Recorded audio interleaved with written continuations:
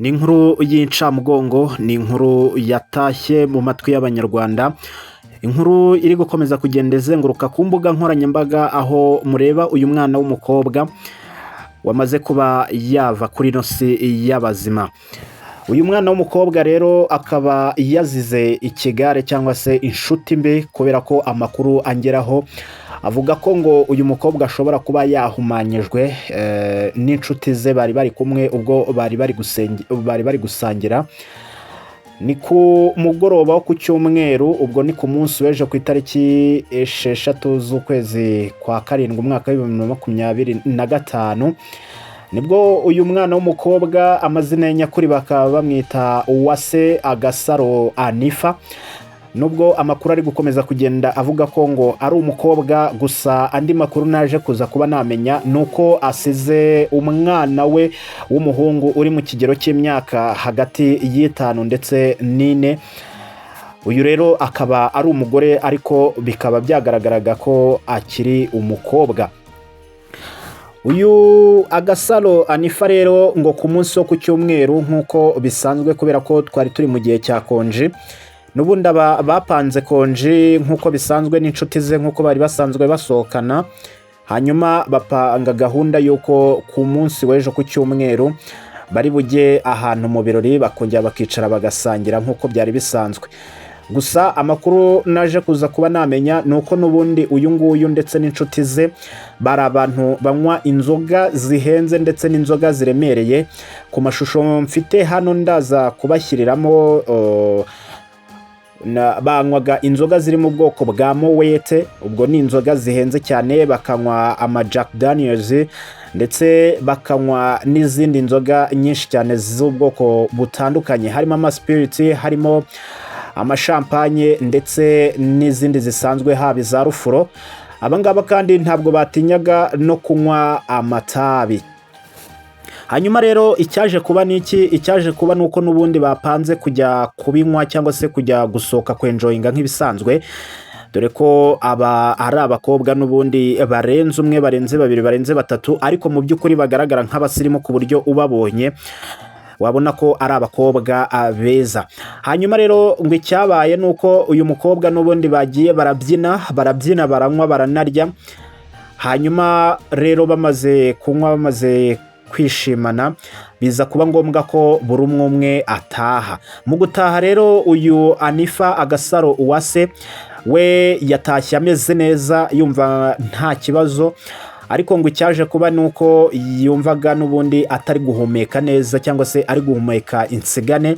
Hanyuma ageze mu rugo araryama. Mu kuryama rero icyabaye nuko n'ubundi mu gitondo yakomeje kumva agihumeka nabi, cyangwa se akumva umwuka ntabwo uri gusohoka neza.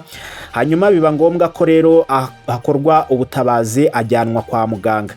Mu kujyanwa kwa muganga rero mu masaha ashyira saa 4 zo kuri uyu wa mbere ku itariki 7 z'ukwezi kwa karindwi umwaka wa 2025, nibwo uyu mwana w'umukobwa cyangwa se uyu mugore ukiri mutoya mu kigero kingana n'imyaka hagati ya 23 na 22, nibwo haje kumvikana inkuru ko uyu Anifa Agasaro Uwase yitabye Imana.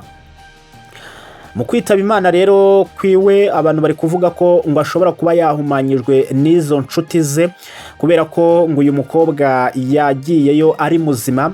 Yewe hakaba hari na video hano mfite yari yamaze gushyira ku mbuga nkoranyambaga ze. Reka nze wenda ngushyemo iyo video, kugira ngo ni video yasize apostinze mbere yuko ajya kunywa, dore ko iyi video ngo yayifashe amaze kwitegura byose, ngira ngo murabizi abakobwa b'abasirimu ahantu hose bagiye kujya ubundi barabanza bakifotoza, hanyuma bamara kwifotoza bakashyira ku mbuga nkoranyambaga zabo kugira ngo barebe nimba koko iyo myenda ari myiza, cyangwa se barebe nimba basa neza. Hanyuma rero video ngiye kugushyiriramo, cyangwa se iyi video urimo urareba, ngira ngo urabibona ko yari yamaze kwitegura byose. Iyi niyo video rero ya nyuma aheruka gushyira ku mbuga nkoranyambaga, cyangwa se ni video yashyizeho ku munsi wo ku cyumweru mbere yuko ahaguruka ajya gusangira n'izo nshuti ze. Hanyuma agezeyo n'ubundi baramuhumanya nk'uko birimo birakomeza kugenda bivugwa. Arangije arataha yitaba Imana aguye ku bitaro mu gitondo cyo kuri uyu wa mbere. Uretse amagambo ari gukomeza kugenda avugwa ko ngo yaba yahumanyijwe, hari n'abari kuvuga ko ngo kubera ari umuntu wakundaga icyo kunywa ndetse gisembuye cyane ku buryo nta nzoga yasubizaga inyuma, hari abari kuvuga ko ngo ashobora kuba yazivangiye hanyuma hakajyamo imiziki, yamara kubyina yizihiwe ngo amaraso akaza kuba yayoba agakora ku bwonko, hanyuma yamara gukora ku bwonko rero akaba byatuma yitaba Imana. Gusa ibizamini cyangwa se autopsy zo kwa muganga, ibizamini byo kwa muganga bipima rero icyishe umuntu ntabwo wenda birajya ahagaragara, cyangwa se ntabwo turabasha kuba twavugana n'umwe mu muryango wabo wenda atubwire ukuri kwabyo. Gusa igihari nyine nuko ari ayo magambo bari kuvuga. Hari abari kuvuga ko ngo ari uko yabyinnye cyane ndetse no kunywa inzoga nyinshi, hanyuma amaraso agataka controle akaba yakora ku bwonko. Hanyuma abandi bakaba bari kuvuga ko muri cya gihe abantu baba bari gusangira bari kubyina, hari abantu baba bafitanye gahunda zo kuba bagira abo bahemukira. Hakaba rero bari gukeka ko bano bakobwa cyangwa se abantu bari kumwe, kubera ko uyu mukobwa nk'uko nabikubwiye ni umuntu wakundaga kuryoshya cyane cyane cyane. Ngira ngo yajyaga ajya muri trip cyangwa se gusohokana n'inshuti ze mu buryo bugiye butandukanye, haba mu myicungo, haba kunywa n'ubundi amayoga cyangwa se n'ibindi. Hari abari kuvuga ko rero ngo izi nshuti ze zishobora kuba zamugiriraga ishyari, hanyuma zikaza kuba zamuvangira akanyukumve cyangwa se ibihumanya bakabishyira mu cyo kunywa cyiwe, hanyuma rero akaba ari byo byatumye atangira kugenda abura umwuka. Uyu mukobwa rero muri gukomeza kugenda mumubona ku mbuga nkoranyambaga, abantu benshi bakomeza kugenda bamugarukaho. Mu by'ukuri suko yari umusitari, yari umuntu usanzwe, gusa nyine yari umusirimu ndetse akaba yari afite n'ikimero gitangaza benshi, ku buryo abantu iyo babonye umukobwa mwiza batiyumvisha ukuntu ngo ashobora kuba yaba yapfuye. Ariko igihari nuko urupfu ntago rurobanura, urupfu ntago rutoranya, ntirureba ngo uri mwiza cyangwa se uri mubi, ntirureba ngo uri igikara cyangwa se uri inzobe. Uwo ari we wese agiye yibuka ko azitaba Imana, kandi igihe iyo kigeze isaha ku isaha burya ucishene ukagenda. Ariko nanone hari igihe umuntu apfa ari we wizize. Ngira ngo ijambo nyakubahwa Perezida wa Repubulika y'u Rwanda Paul Kagame aherutse gutanga cyangwa se ikiganiro aherutse kugirana n'itangazamakuru, ubwo yagarukaga ku rubyiruko rwiyahuza inzoga cyangwa se ibisindisha, bakumva ko ariyo turufu, bakumva ko urubyiruko rutanyweye inzoga icyo gihe rutaba ari urusirimu, nyamara bikaza kurangira bihitanye abantu. Ibyo nabyo bishobora kuba byaba intandaro yo kwitaba Imana k'uyu mukobwa, kubera ko nk'uko nakubwiye hano ndaza kugushyiramo n'amashusho urebe inzoga baba bari kunywa ndetse n'ibindi bisindisha baba bari kunywa, hanyuma nawe uze kumbwira ukuntu inzoga zitaba ari zo ntandaro zo kwitaba Imana kwa Anifa. Nubwo ntahita mbyemeza cyangwa se ngo mbihakane, ariko nabyo bishobora kuba, kubera ko si uwa mbere yewe si nawe wenyine twumvise ngo yaba yazize inzoga, kubera ko abakobwa abenshi bakunda kujya mu birori nk'ibi ngibi cyangwa se mu bintu byo kunywa inzoga bakiyahuza inzoga. Uretse n'abakobwa n'abagabo n'abasore bose, inzoga buriya iyo zabaye nyinshi ntabwo ziba ari nziza. Niyo mpamvu rero nyakubahwa wa Repubulika y'u Rwanda Perezida Paul Kagame ahora abidusaba ko tugomba kureka inzoga cyane nyinshi tukanywa mu rugero. So rero inshuti za Anifa, umuryango wa Anifa, by'umwihariko umwana we uw'umuhungu uri mu kigero cy'imyaka hagati y'5 n'4, uyu akaba abuze umubyeyi we. Reka tubabwire ngo bakomeze kwihangana, tubwire inshuti ze, tubwire abavandimwe be bakomeze kwihangana kubwo kubura uyu mukobwa mwiza, umukobwa w'ikimero.